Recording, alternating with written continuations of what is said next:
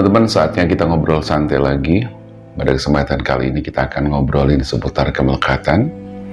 Kemelekatan ini sebetulnya sudah pernah saya bahas di video sebelumnya, tetapi saya kepengen membahasnya lagi karena kebetulan kalau kemelekatan itu dibahas tuh sebenarnya banyak sekali. Karena kebetulan yang waktu video sebelumnya saya bahas itu belum terlalu banyak juga ya. Jadi saya kepengen membahas lagi, lebih jauh lagi, lebih dalam lagi.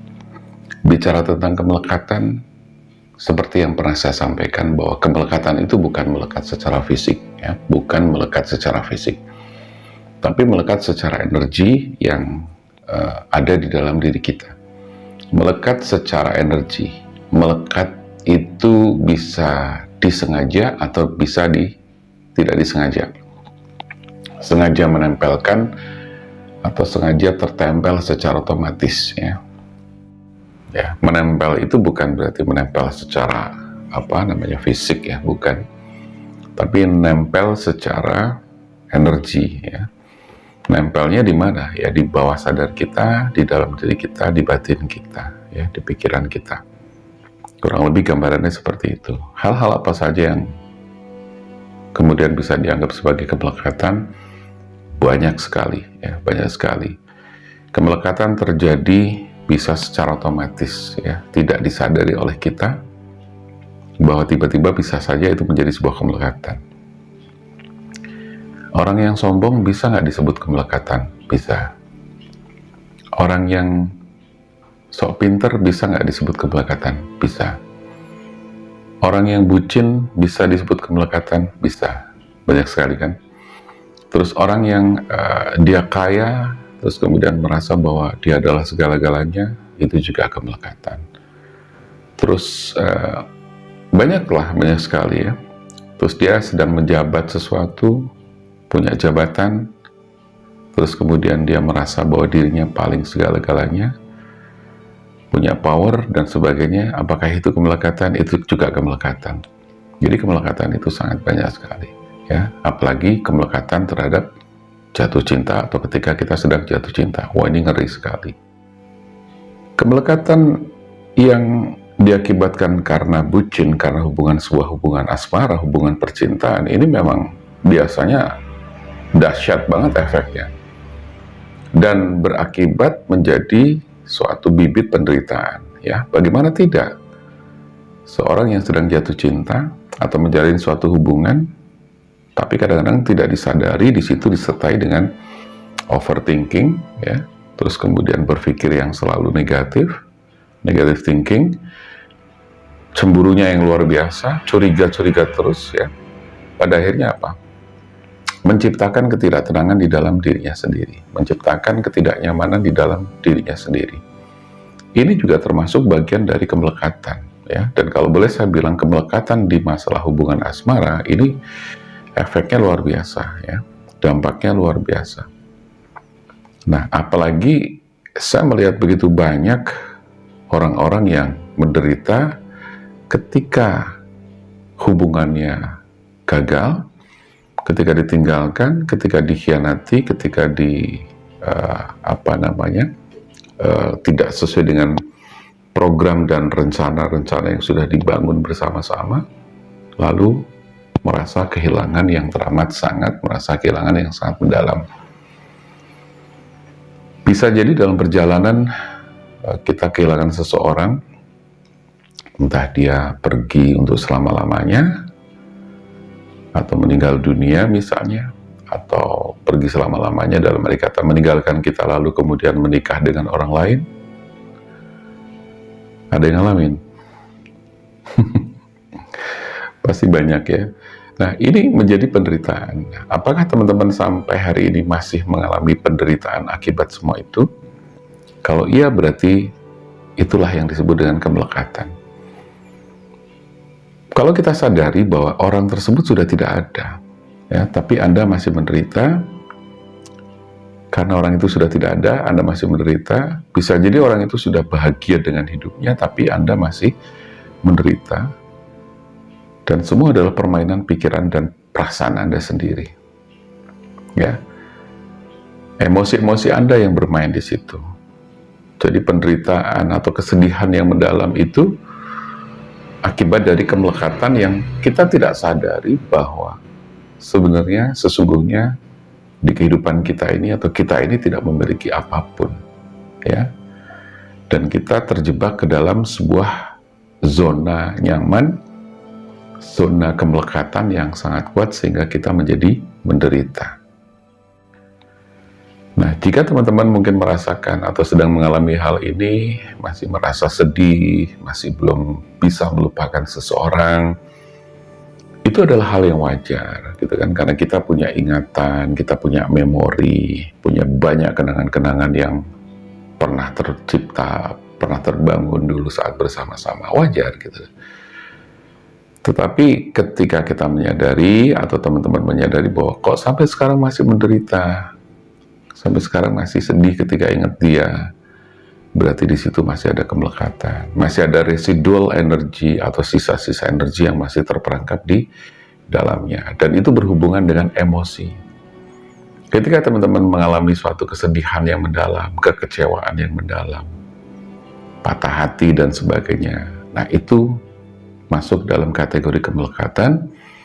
Dan itu artinya bahwa teman-teman membutuhkan yang namanya healing, ya, healing, releasing dan cleansing untuk pembersihan, untuk melepaskan emosi-emosi yang terjebak di dalamnya.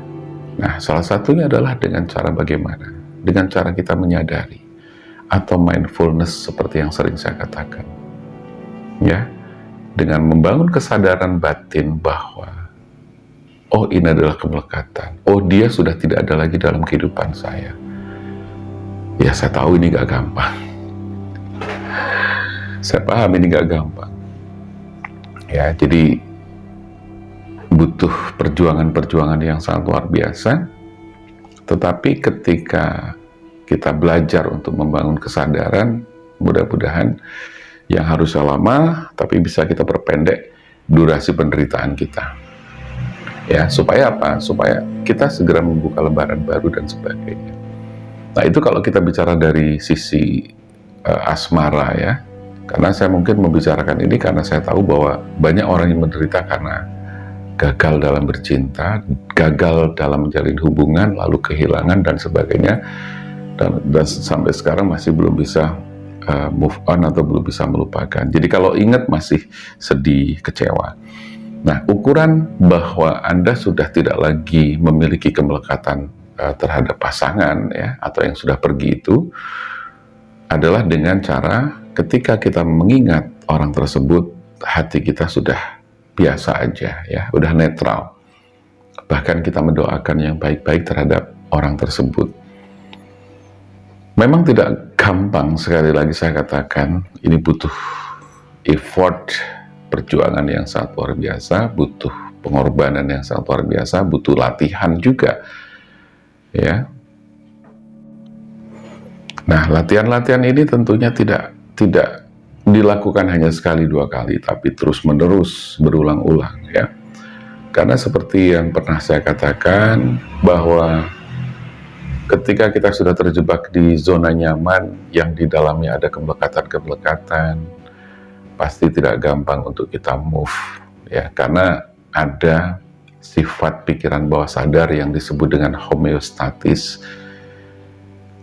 Ini pelajaran dari Milton Erickson, seorang psikiater dari Amerika Serikat, bahwa di situ ada homeostatis yang selalu menarik, ya. Jadi sifat pikiran bawah sadar kita yang selalu menarik ketika ada perubahan, ya.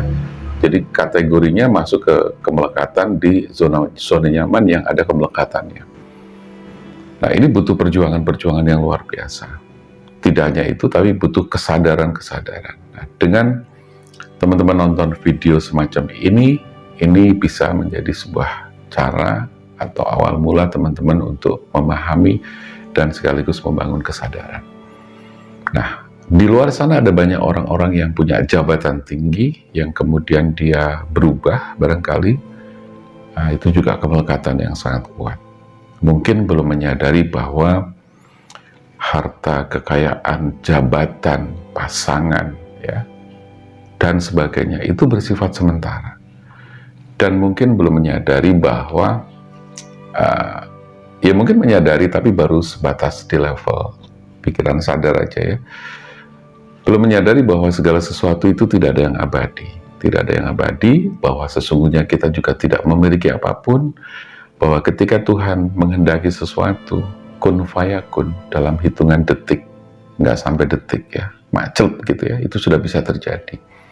Sekaya apapun orang, sebanyak apapun harta seseorang, bisa tiba-tiba hilang dalam waktu sekejap ketika Tuhan menginginkan. Ya, jadi mungkin itulah kesadaran-kesadaran yang harus kita bangun. Nah, disinilah kita belajar tentang apa itu kemelekatan. Nah, ketika kemelekatan itu terlalu kuat menempel di dalam diri kita, maka inilah yang akan menjadi sebuah bibit penderitaan. Karena apa? Ketika kita kehilangan harta, ya, kehilangan pasangan, kehilangan jabatan, kehilangan kekayaan, kehilangan apapun, itu pasti akan membuat kita shocknya itu berat sekali ya. Ya memang ini tidak mudah. Saya selalu katakan tidak mudah karena saya bicara ini bukan sekedar teori-teori belaka, tapi saya juga melihat kenyataan secara sadar gitu loh, bahwa itu tidak gampang.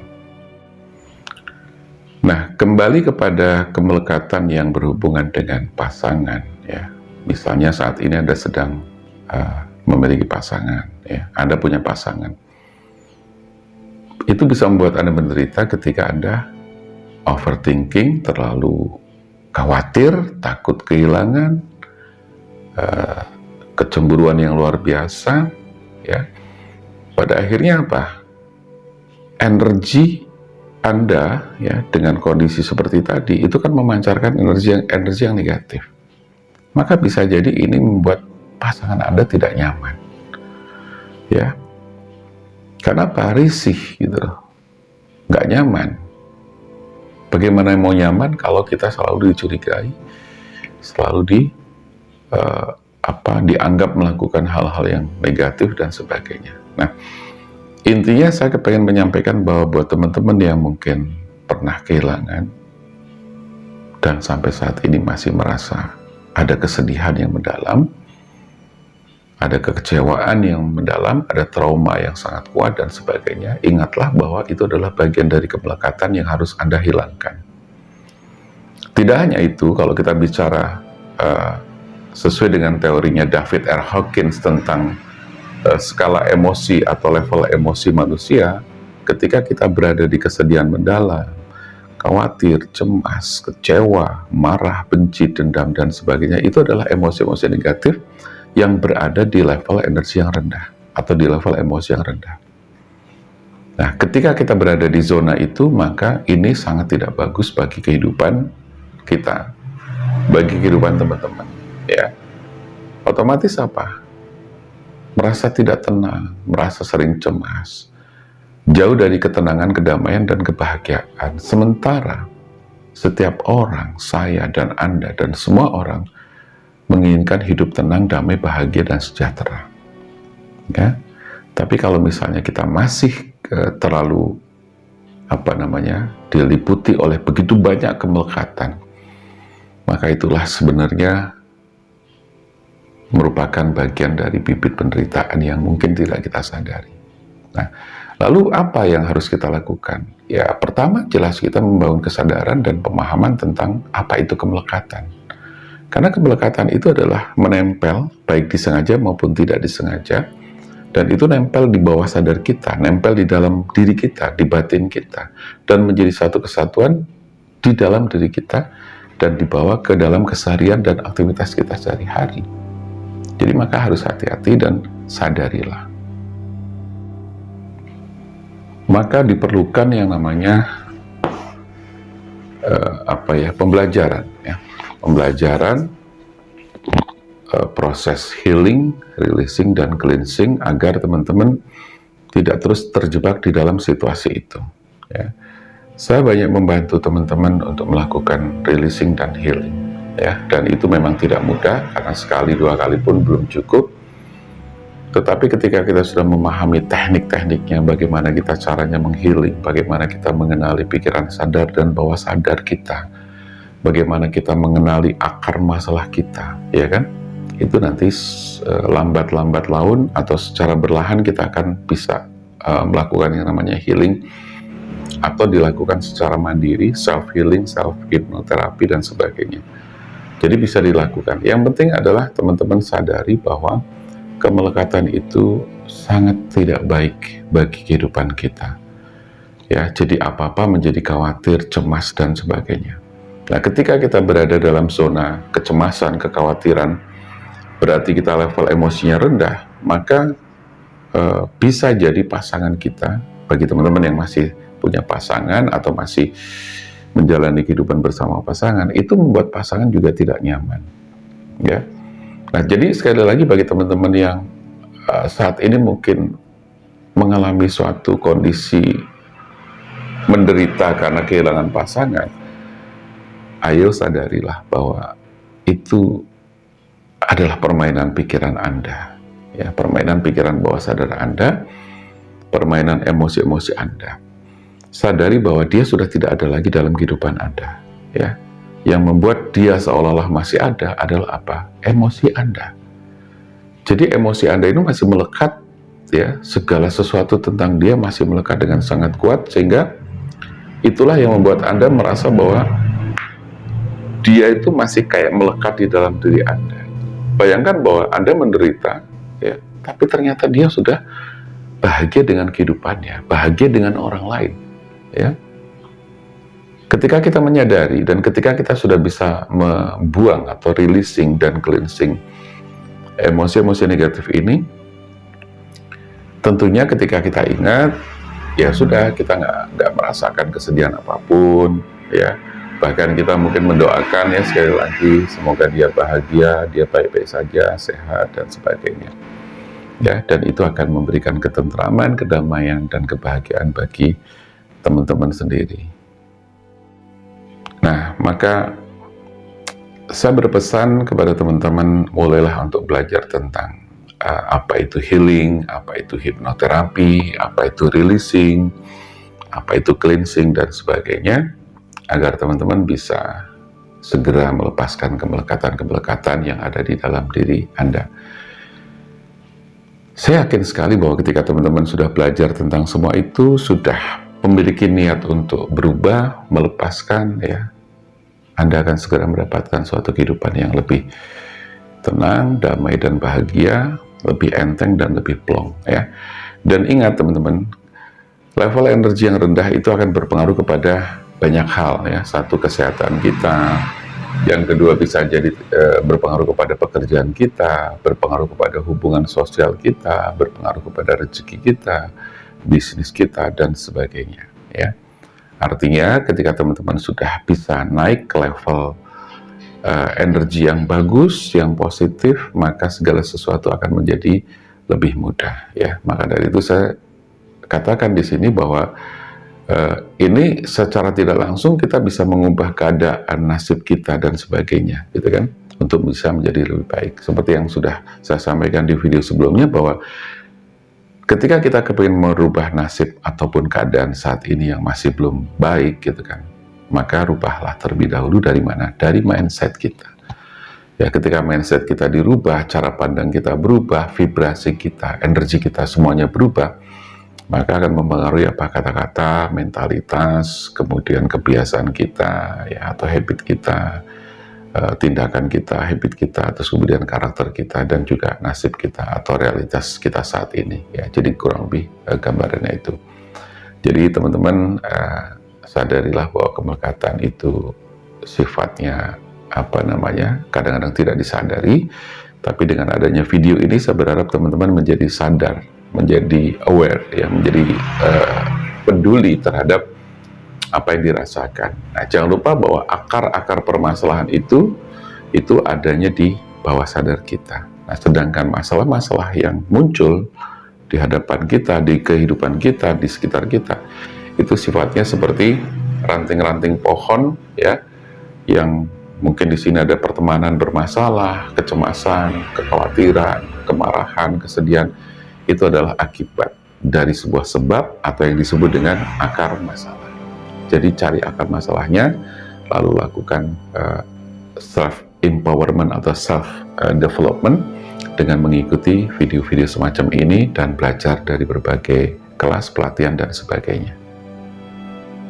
Selain mengikuti beberapa rangkaian tadi yang saya sebutkan, teman-teman juga bisa belajar meditasi, belajar relaksasi, kemudian belajar self-talk ya, belajar self-love ya, bagaimana kita mencintai diri sendiri dan sebagainya. Oke, nanti mudah-mudahan saya akan membahas yang lainnya. Self-love itu bagaimana, self-love itu bagaimana, self-talk bagaimana, dan sebagainya ya. Jadi banyak materi yang masih bisa kita pelajari bersama-sama. Saya rasa cukup itu dulu video yang kali ini. Mudah-mudahan ini bisa membantu teman-teman membangun kesadaran-kesadaran yang mungkin selama ini tidak disadari, terbangun, dan jangan lupa untuk kemudian memulai niat ya untuk merubah kehidupan Anda, karena tidak ada orang lain yang sanggup dan bisa merubah kehidupan Anda kecuali Anda sendiri atau kecuali kita sendiri. Oke, terima kasih teman-teman yang sudah nonton video ini.